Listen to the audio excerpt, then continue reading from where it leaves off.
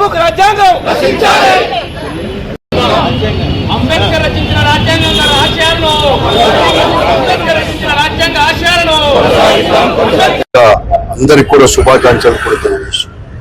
అంబేద్కర్ గారు ఒక గొప్ప మేధావి కూడా. ఆ రోజు స్వాతంత్రం వచ్చిన తర్వాత ఏర్పడిన మొట్టమొదటి ప్రభుత్వంలోనే విద్యాశాఖ మంత్రి, కేంద్ర విద్యాశాఖ మంత్రి కూడా తీసుకునేదే కాకుండా రాజ్యాంగాన్ని రచించే కమిటీ కూడా నాయకత్వం వహించి ఎంతో ముందు చూపుతో కూడా, అంటే దాదాపుగా కూడా 100 సంవత్సరాలు అయిన తర్వాత కూడా, ముఖ్యంగా భారతదేశంలో స్వాతంత్రం సంపాదించుకున్న తర్వాత ప్రజాస్వామ్యాన్ని పరిరక్షించుకోవాలి కానీ అనేక కులాలకు, మతాలకు, వర్గాలకు నిలమైన ఈ భారతదేశంలో అందరూ కూడా సమానమే, అందరికీ సమానమైన హక్కులు కల్పించేది పని హక్కు కానీ అన్ని కూడా కల్పించిన పెద్ద గొప్ప మేధావి కూడా డాక్టర్ బిఆర్ అంబేద్కర్ గారు. అతను రచించిన రాజ్యాంగం వల్లే ఈ రోజు కూడా ప్రజాస్వామ్యం అనేది కూడా భారతదేశంలో ఉంది అంటే అతను ఎంతో ముందు చూపుతో రచించిన రాజ్యాంగం వల్లనే చెప్పక తప్పదు కూడా. అంతేకాకుండా ఈ రోజు బడుగు బలహీన వర్గాలు కూడా సమానంగా కూడా ఆర్థికంగా కానీ సామాజికంగా కూడా ముందుకు పోతున్నారు, మేము కూడా అందరు కూడా ముందుకు అని చెప్తున్నారంటే ఆయన యొక్క చలువ అని కూడా చెప్పక తప్పదు. ఈరోజు అందుకోసమే జగన్మోహన్ రెడ్డి గారు ముఖ్యమంత్రి అయిన తర్వాత కూడా ఇక్కడ కూడా బడుగు బలహీన వర్గాల వారికి కూడా పెద్దపీట వేసేదే కాకుండా మంత్రివర్గ కూర్పులో కావచ్చు, లేదంటే కార్పొరేషన్లు యూనిట్ చేసే వారికి ఒక హోదా అనేది కూడా కల్పించి ముందుకు తీసుకుపోయిన వారు కూడా జగన్మోహన్ రెడ్డి గారు ముఖ్యమంత్రిగా తీసుకున్నారు. అదే ఆయన తీసుకున్న నిర్ణయాలు జగన్మోహన్ రెడ్డి గారు అంటే ఆయన రాజ్యాంగానికి ఏదైతే ఆయన ఆశయాలకు అనుగుణంగా కూడా ఎంతో ఆ స్ఫూర్తితోనే సంక్షేమ కార్యక్రమాలు కావచ్చు, అభివృద్ధి కార్యక్రమాలు కావచ్చు, బలహీన వర్గాలకి ప్రాధాన్యత కావచ్చు, ఇవన్నీ కూడా చేసేదే కాకుండా భారతదేశంలో ఇతర రాష్ట్రాలకు కూడా ఒక మార్గదర్శకుడుగా జగన్మోహన్ రెడ్డి గారు అయినారని కూడా చెప్పక తప్పదు.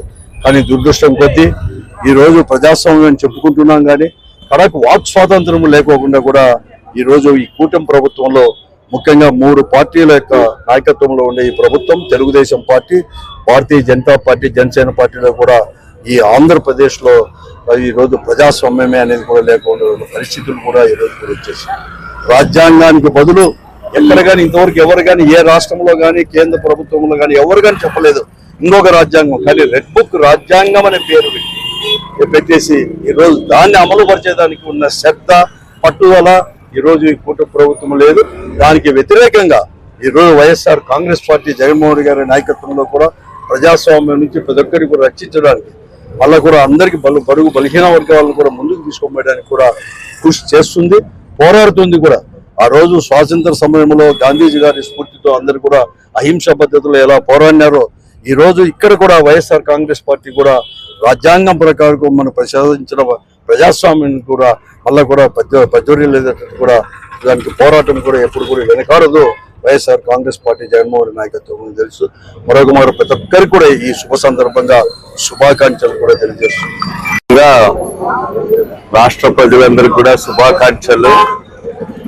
ప్రత్యేకించి ఈరోజు దేశవ్యాప్తంగా కూడా అంబేద్కర్ రచించినటువంటి రాజ్యాంగానికి తూట్లు పొడిచేటువంటి చర్యలు జరుగుతున్నాయి.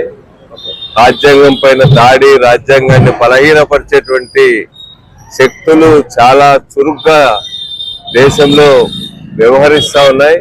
ఈ సందర్భంగా రాజ్యాంగాన్ని పరిరక్షించుకోవడం, రాజ్యాంగ విలువలను, స్ఫూర్తిని ముందు తీసుకోవడం అందరి యొక్క కర్తవ్యం.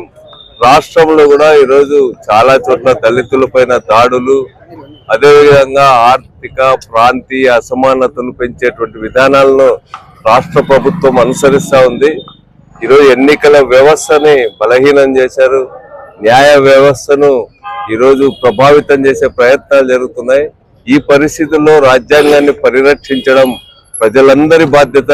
ఈరోజు పక్క ఉన్న అన్ని దేశాల్లో కూడా అస్థిరత రాజ్యం వెళ్తా ఉంటే, ఇన్ని మతాలు, ఇన్ని వేల కులాలు ఉన్నటువంటి భారతదేశంలో ఈ మాత్రం స్థిరత్వం ఉందంటే అంబేద్కర్ ఆధ్వర్యంలో రచించబడినటువంటి రాజ్యాంగమే కారణం. అట్లాంటి రాజ్యాంగాన్ని మనం అందరూ కూడా కాపాడుకోవాలని చెప్పి కోరుతాం. అనంతపురం జిల్లా వైఎస్ఆర్సీపీ పార్టీ శ్రీ అనంత వెంకటరామరెడ్డి గారి జిల్లా అధ్యక్షులు వారి ఆధ్వర్యంలో డాక్టర్ బిఆర్ అంబేద్కర్ 135వ జయంతి సందర్భంగా మన పార్టీ ఆఫీస్ ముందు ఘనంగా జరుపుకుంటున్నాం.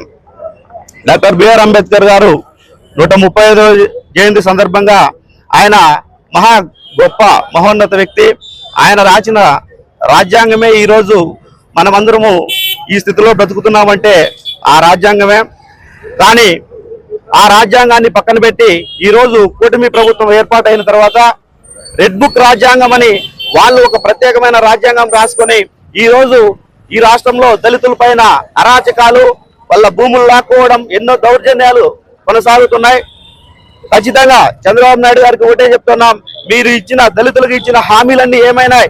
ఈ రోజు ఆరోగ్యశ్రీ గతంలో వైఎస్ జగన్మోహన్ రెడ్డి గారు ముఖ్యమంత్రి ఉన్నప్పుడు దళితులకు కానీ వివిధ పేద వర్గాలకు ప్రతి కుటుంబానికి 25 లక్షలు బీమా ప్రకటిస్తే ఈ రోజు మీరు ఆ ఆరోగ్యశ్రీని అసలు లేకోకుండా చేశారు.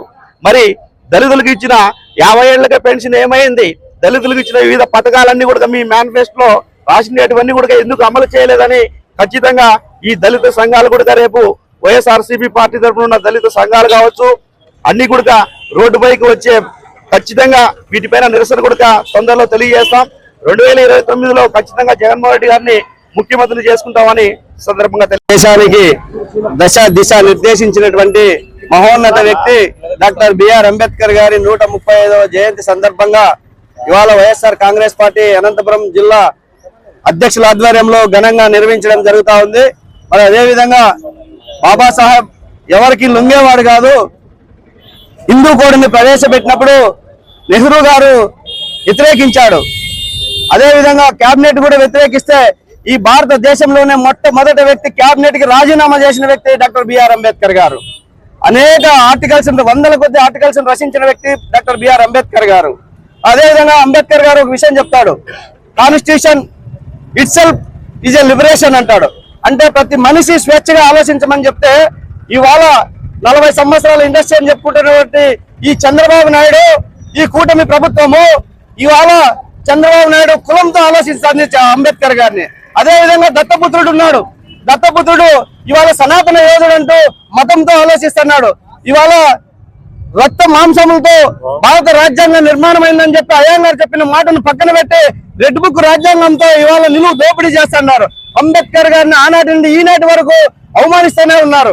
కాబట్టి కూటమికి ఒకటే హెచ్చరిస్తా ఉన్నాం, అంబేద్కర్ గారిని అవమానిస్తే అంబేద్కర్ గారు జైలుకు వచ్చినా కూడా సహించేది లేదని చెప్తా ఉన్నాం. అంబేద్కర్ గారి అడుగుజాడల్లో అంబేద్కర్ యొక్క ఆశయాలను జగన్మోహన్ రెడ్డి గారి ద్వారానే నెరవేరుతాయి. ఖచ్చితంగా జగన్మోహన్ రెడ్డి గారిని రాబో 29లో ఖచ్చితంగా ముఖ్యమంత్రి అయితేనే బడుగు బలహీన వర్గాలంతా కూడా సుభిక్షంగా ఉంటారు, ఈ రాష్ట్రం సుభిక్షంగా ఉంటుంది.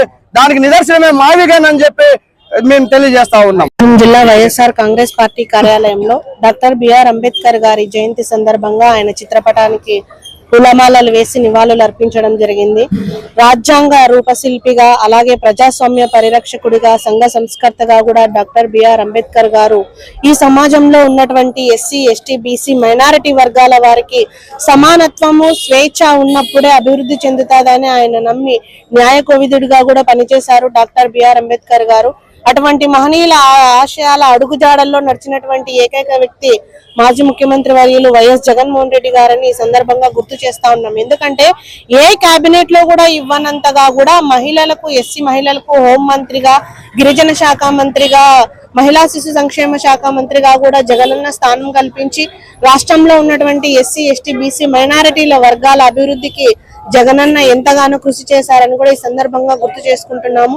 అలాగే ఇప్పుడున్నటువంటి కూటమి ప్రభుత్వము రెడ్ బుక్ రాజ్యాంగం అనే పేరుతో దళితుల పైన, గిరిజనుల పైన కూడా దాడులు చేస్తూ అప్రజాస్వామికంగా కూడా పరిపాలన చేస్తా ఉన్నారు. ఇప్పటికైనా కూడా బుద్ధి తెచ్చుకొని డాక్టర్ బిఆర్ అంబేద్కర్ గారి అడుగుజాడల్లో నడవాలని కూడా ఈ సందర్భంగా వైఎస్ఆర్ కాంగ్రెస్ పార్టీ కార్యాలయం అనంత వెంకట్రామరెడ్డి గారి ఆధ్వర్యంలో ఈ రోజు 135 జయంతి సందర్భంగా ఈ రోజు ఆయన చిత్రపటానికి నివాళులు అర్పించడం జరిగింది.